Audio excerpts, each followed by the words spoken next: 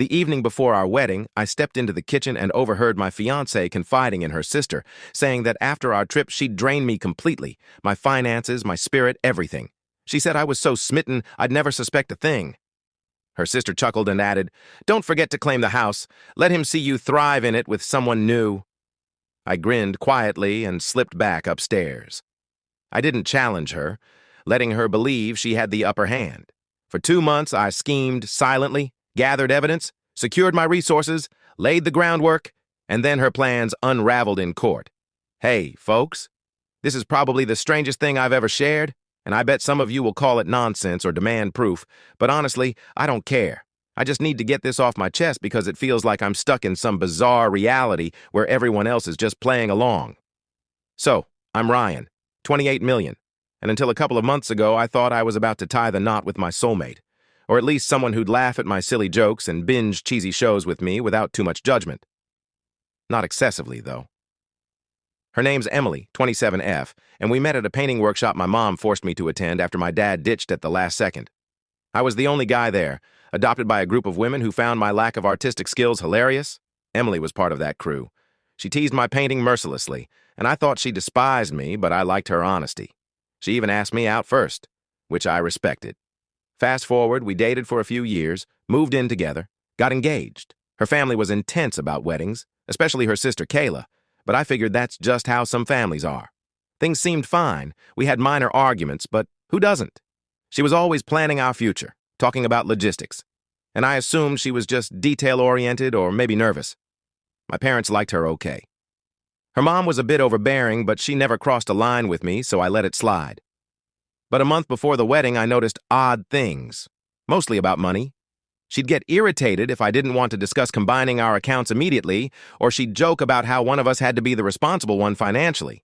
I caught her peeking at my banking app a few times, like when I was paying a bill, she'd lean in to see the screen.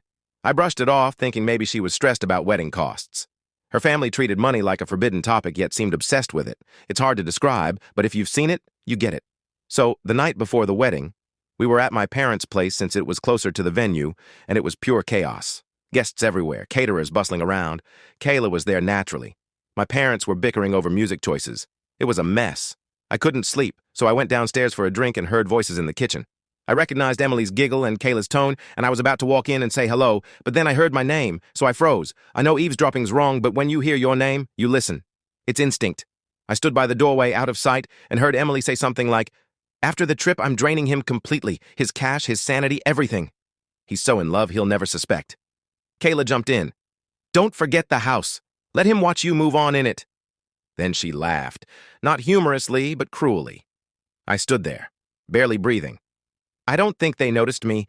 They didn't seem to because they moved on to chatting about a friend who'd pulled a similar stunt, saying guys are easy to manipulate if you pretend to care about their words. I didn't barge in. I stayed silent, turned around, went back upstairs, and sat on the bed staring at my phone. What the hell? I wanted to storm back down and confront her, but I held back.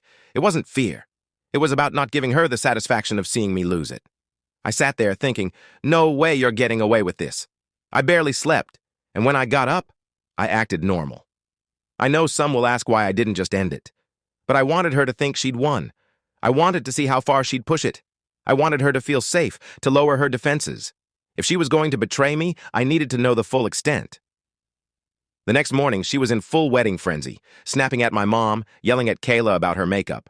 I cracked a joke about the weather being perfect, and she shot me a look like I was an annoying kid. I noted it. My parents noticed my exhaustion, asked if I was okay, but I just said I was tired.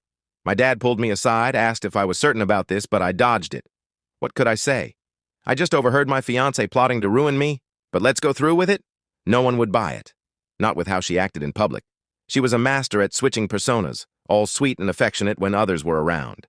The wedding day was a haze. I barely recall it. I do remember Kayla saying something about enjoying the honeymoon while it lasted, smirking at me. My cousin even asked if things were okay with Kayla, which was funny since we never got along. There were moments I wanted to cancel everything, spill what I heard, but I knew they'd think I was unhinged. Their gaslighting was so slick it was almost admirable if it wasn't so vile. I didn't want to let them twist the narrative, make me the crazy groom, so I played along. I smiled for photos, let her grip my hand painfully.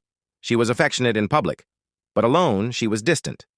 I asked if she was okay, and she said she was just stressed, then scrolled her phone. I started noticing small things. She was always on her phone, texting Kayla, taking calls outside. She'd return acting casual. Once, I walked into the kitchen, and she slammed the fridge door like I'd caught her in the act. I asked what was wrong, and she said she was just grabbing food. My parents invited us for dinner a few times post-wedding, and every time I brought it up, Emily had a sudden errand or started a fight about needing to focus on our life. It was all about control, in hindsight.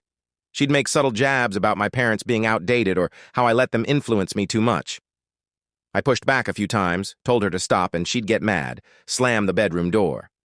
Once, she bumped into me in the hallway when I didn't step aside. I didn't react, refusing to give her that power. Kayla got more involved, visiting constantly, asking odd questions about our finances or hinting about securing relationships. I nodded, gave her nothing, kept my phone on me, logged out of everything. I changed my passwords, checked my accounts nightly. It sounds paranoid, but distrust changes your perspective. The clues pile up. She'd ask about my new debit card, which I never mentioned, or suddenly want to organize my documents. If I questioned her, she'd start a fight, slam a door, then act normal the next day. I kept telling myself to stay calm, not reveal my plan. Let them think I was clueless. Let them dig their own graves. I started documenting everything, even minor details, just in case. If I was going down, I wasn't going alone. I needed evidence. I wanted her to know I wasn't the fool she thought. So, that's where I'm at. Some will say I should have walked away, but that's not me. I won't let someone betray me and walk away grinning. She wanted to drain me? Let's see who ends up with nothing. Part 2's coming if anyone cares. This isn't even the worst part. Update 1. Here's part 2. Sorry for the delay. Thanks for the messages, and yeah, I'm still furious. It's odd writing this like it's a crime documentary, but there's no crime scene, just a wrecked marriage. So, after overhearing the drain him conversation, check my first post for context, some might have caused a scene, but that's not me. I stayed quiet. Let her think she was in control. She probably thought I was naive, which is funny if you know me. But fine. She wanted to play games? Let's play. The wedding day felt off, not explosive, just wrong. I kept hoping she'd show some sign of wanting to be there, but she was obsessed with photos, decorations, music, and hashtags. She barely glanced at me, glued to her phone. I saw Kayla pull her aside before the ceremony, whispering. I caught snippets. Kayla saying, "Stay focused, follow the plan." I pretended to fix my cufflinks, just listening. The ceremony happened. I kept thinking, should I walk away? But no, I wanted to see what she'd try once she thought she had me locked in. I wanted the full strategy, not just glimpses. The week after was chaos. Friends texting about the honeymoon, asking if we're loving married life, all that social media nonsense. But at home, it was tense. She started pushing hard to combine our finances, asking every other day if I'd set up joint accounts. She acted like it was normal, but her intensity was new. She'd make comments about how her friend's husband handled all their paperwork, how it was such a relief. I said I'd get to it, but she kept pressing, getting sharp. One night, she thrust a pile of forms at me, said I was stressing her out, then slammed the bedroom door. My parents noticed something was wrong. My mom called, said she felt something off with Emily. My dad was direct, saying, "If you're not happy, don't play the fool."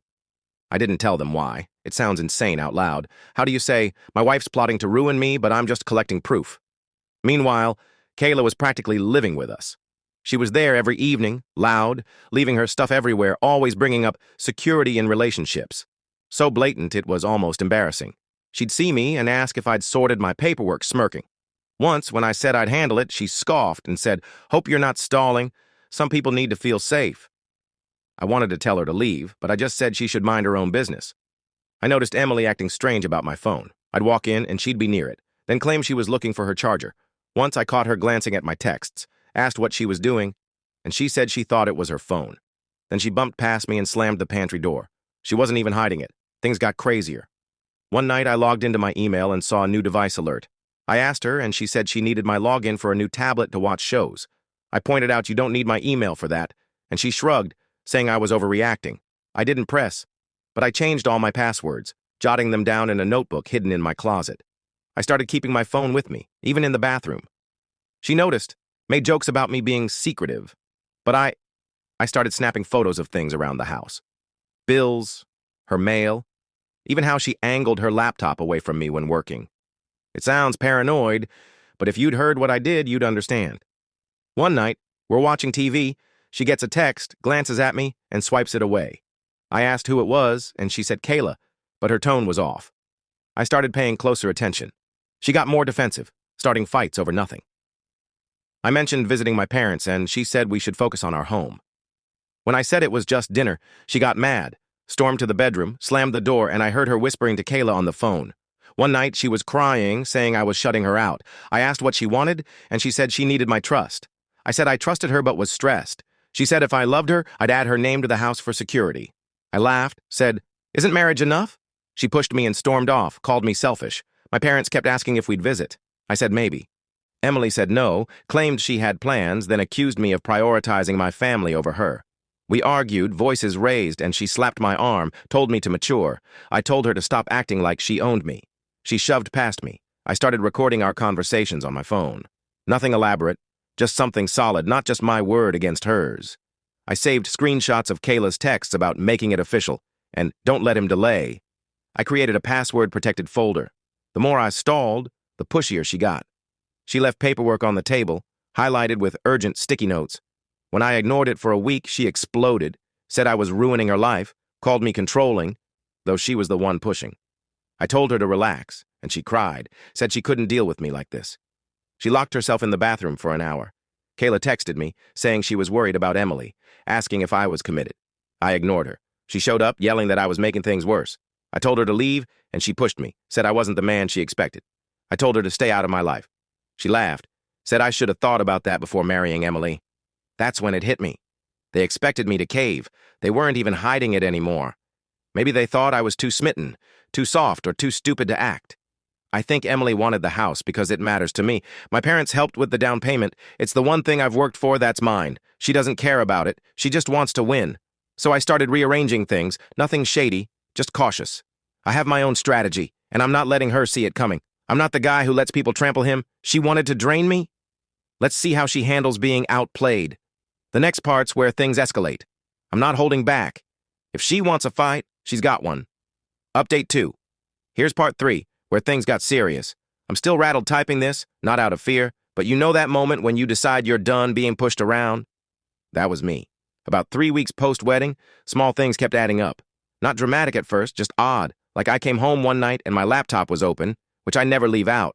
She said she needed to check her email because her device was dead, but she fumbled unplugging it. I nodded but started locking it in a drawer. She commented that I was acting suspicious, saying if I had nothing to hide, why was I so guarded? I laughed it off, but inside I thought, you want suspicious? I can play that game. I began moving my money around. Not all at once. Small transfers here and there. I opened a new account at another bank, enabled two-factor authentication, went paperless on statements. I started copying everything. Texts, emails, even receipts she tossed in the trash. She caught me photographing a bill and said, "What? You think I'm stealing from you?" I said, "No, just organizing." She seemed annoyed, but didn't push. She got more aggressive, more desperate. She kept urging me to sign documents she'd printed, saying it was for our future convenience. "All couples do this," she said. I was complicating things. I said I'd deal with it later, and she got mad, said I didn't trust her, said I was disrespecting her family. She slammed a drawer and left. I overheard her on the phone with Kayla, complaining I was stalling, asking what to do. Kayla started texting me, acting like my mother, saying I needed to step up, asking if I understood commitment. I ignored her. One day, she showed up when I was alone, cornered me in the kitchen, said I was ruining Emily's life, called me immature, said maybe I wasn't ready for a real relationship. I told her to leave. I wouldn't talk without Emily present. She slapped the counter and stormed out, slamming the door so hard a frame fell. I started playing the clueless husband on purpose. I asked Emily silly questions about bills, pretended I didn't get how mortgages worked, fumbled with my phone when she watched. She got impatient. She raised her voice, said I was hopeless with money, suggested she should take over. I said, "Fine, when you show me your system." She snapped that she wasn't the secretive one.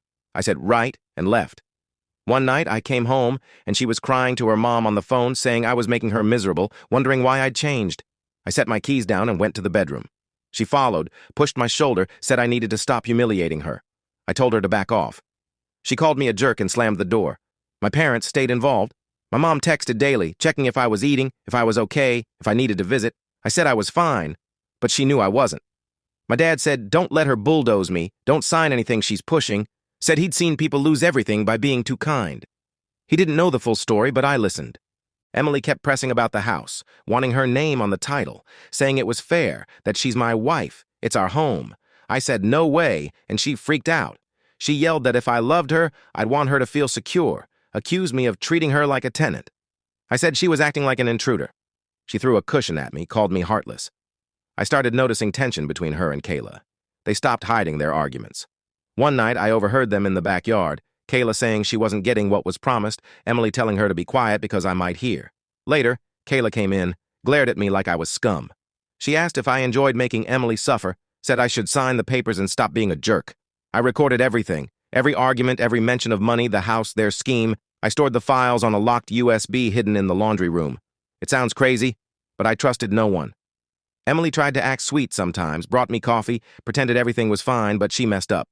She left her phone on the table, and I saw a text from Kayla. If he doesn't sign by Friday, we go your way.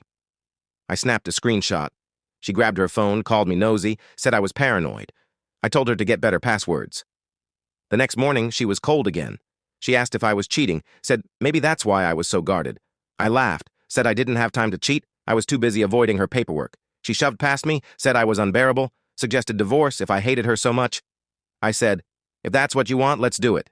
She looked shocked, then acted like she was in charge, said fine, but she'd take what she deserved. I said, good luck, and left. Here's the deal. I had everything ready. I knew their game, and I was done playing. I had proof. My assets were secure. I found a lawyer. Not a friend's buddy, just a random, reliable one from a search. I wasn't dumb enough to let them see my plan. I called my dad, said I might need help moving things. He said, whatever you need. I said I was serious. He said, I know. The breaking point was a letter from her lawyer, not mine, demanding I add her to the house deed or face a lawsuit for emotional distress. I read it twice, laughed. I showed my dad. He shook his head, said some people have no shame. I told Emily I got her letter. She said, good, now you know I mean it. I said, yeah, I do. She tried to hug me, fake tears and all, said she didn't want to fight, just wanted security. I pushed her away, told her to drop the act. She slapped my cheek and stormed out. I didn't flinch. I spent the week organizing my files, ensuring everything was backed up, secure. I met with my lawyer, showed him everything. He said, this is strong, you're good. I said, I know, I wasn't dragging this out. Court was next. I wasn't backing down. She wasn't getting a penny more than she earned. The final part's coming. If you thought I was mad before, just wait. Final update. Here's the end of this mess, or whatever you call it, since some of you messaged asking what happened after the house threats. It's crazy how fast things shift when you stop letting people walk over you and start giving them the same energy they give you. After her lawyer's letter, I dropped the facade. I slept on the couch, barely acknowledged Emily. My parents kept asking me to come over, and I started going just to clear my head. I'd leave my phone off at their place, sit in the backyard with my dad, not even discussing this, just being there. My mom asked if I wanted to talk, and I shook my head. She didn't push, just made sure I ate. That's what family's for, I guess. At the apartment, the air was thick with tension. Emily started waking up before me, which was new, going on walks but returning empty-handed.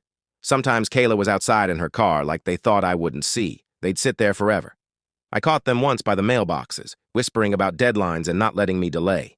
I kept walking, acting unbothered. They really thought I'd cave. I stopped being polite.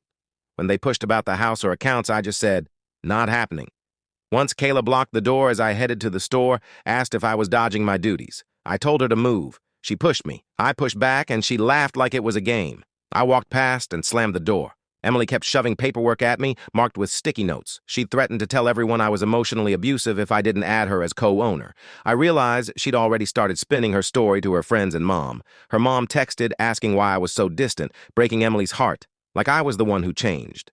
I replied, ask your daughter what she really wants, and blocked her. So I set the legal process in motion.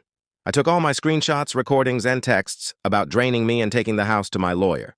I laid it all out. He wasn't shocked, just said, this is plenty.